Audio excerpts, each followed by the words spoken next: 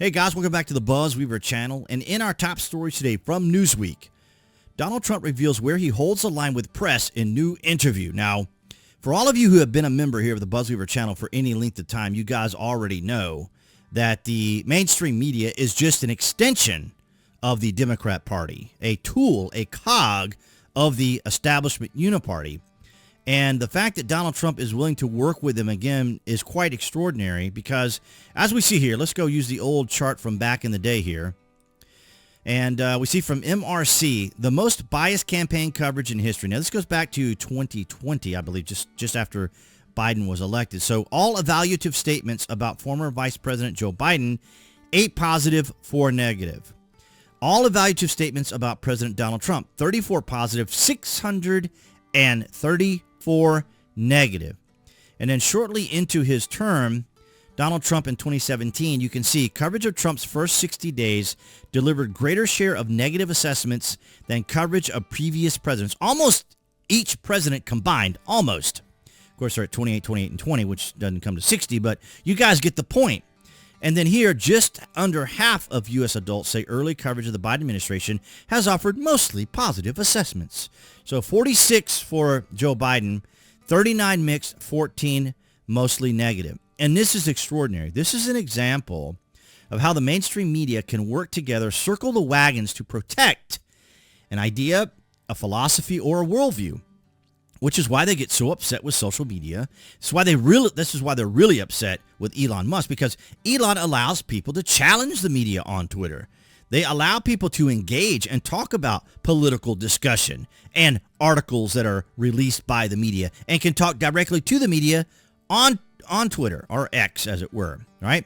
Speaking of Fox News on Monday morning, Trump said he felt it was important to have a free and fair open media or press following a meeting with MSNBC's Morning Joe host Joe Scarborough and Mika Brzezinski on Friday. And of course, these two on MSNBC, along with Rachel Maddow, spent 8 years demonizing Donald Trump. I mean, they built the entire station, the entire channel of MSNBC around Orange Man Bad. Many things were discussed, and I very much appreciate the fact that they wanted to have an open communication, he told the outlet. In many ways, it's bad that it wasn't done long ago. Well, here's the thing.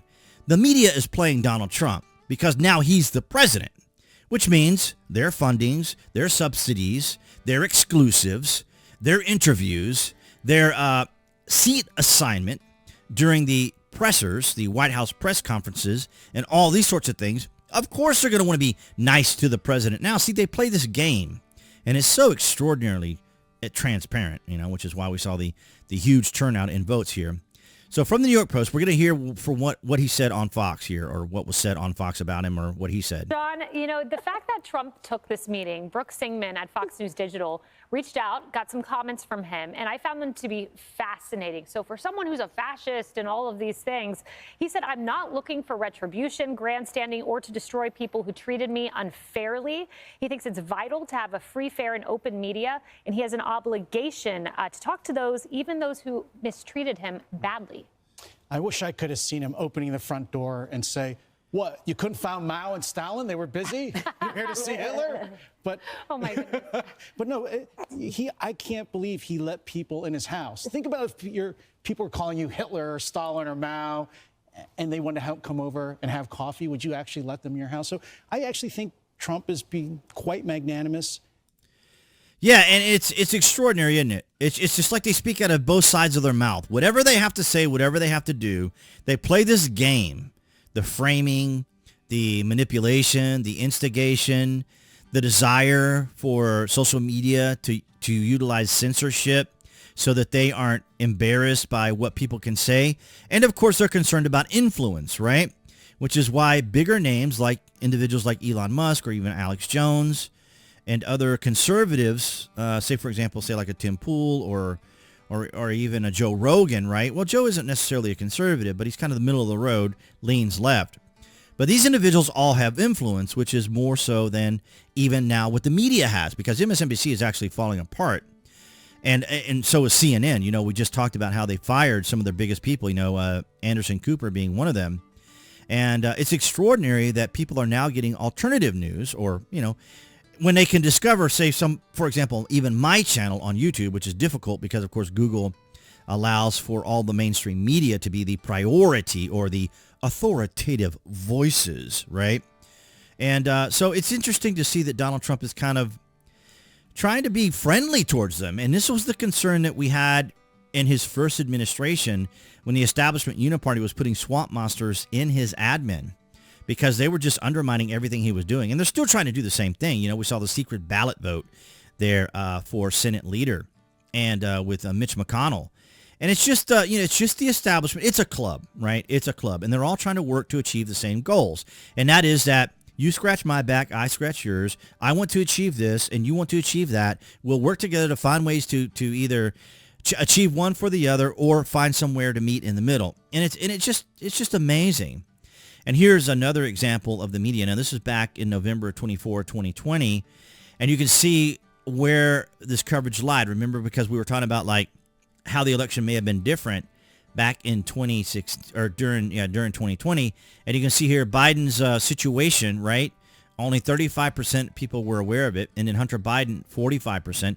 And then we already know what happened with the whole Hunter Biden scandal. It was initially suppressed by the media, and even the New York Post, who we just quoted from, were suppressed on X, or Twitter at the time, because, of course, the FBI had told Twitter that it was a misinformation from Russia, which they love it. They're still doing the Russian thing. I can't believe, like, Debbie Wasserman Schultz came out the other day and was playing the Russian game again from 2016. Of course, Debbie Wasserman Schultz had that whole IT issue she had there going on with her, and she completely disappeared, and now she suddenly appears for some reason. Harris, most leftist senator, 25.3%, not to mention that she was demolished in the debate. She actually came in last, and yet she came in last out of all the candidates. Last. I mean, dead last. What was she, like 2%? And like there was 4 others, Amy Klobuchar and some other individuals. Andrew Yang was even ahead of her. And then, of course, Tulsi Gabbard. You had all these other Democrats that were ahead of her, yet because of DEI, they chose Kamala Harris, which was a huge mistake, obviously. And then when it came to the positive things that Donald Trump had done, were people aware that he had a 33.1 economic growth? Only 49% were unaware. So half the people were unaware of that.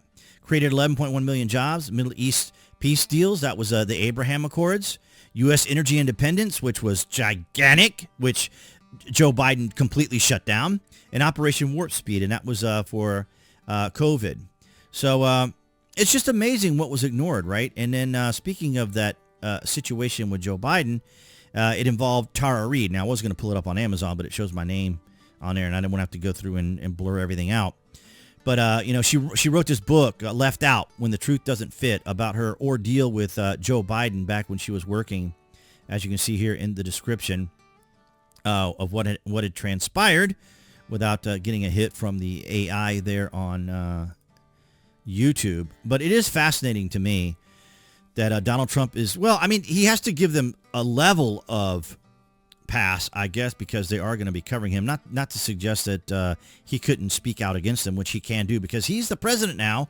And if he says, the fake news and all this other kind of stuff, it's going to impact them. And they're impacted. They are heavily, heavily impacted right now. But, people, as we saw in the outcome of the election here, let me pull it up here on the screen here. Right here. We are not divided. 86.72% voted for Donald Trump, the popular vote. 13.28 was how much the Democrats turned out. So it is very clear that this was just a total trouncing by Donald Trump. And it's extraordinary. But, guys, I want to thank all of you across New Tech, that's BitChute, Rumble, and Odyssey, for your guys' continued support. Below this video, you can find the various social media links that I belong to, as well as my affiliate links, which help out the channel. But, of course, all of you guys, with your likes, your shares, and your comments, do help out the channel. And, of course, appearing there on the screen, if you're watching on YouTube specifically, you will see the channel logo that you can click on to subscribe, as well as to select notifications. That way you know when there's content here on the channel. And I'll see all you guys in the next video.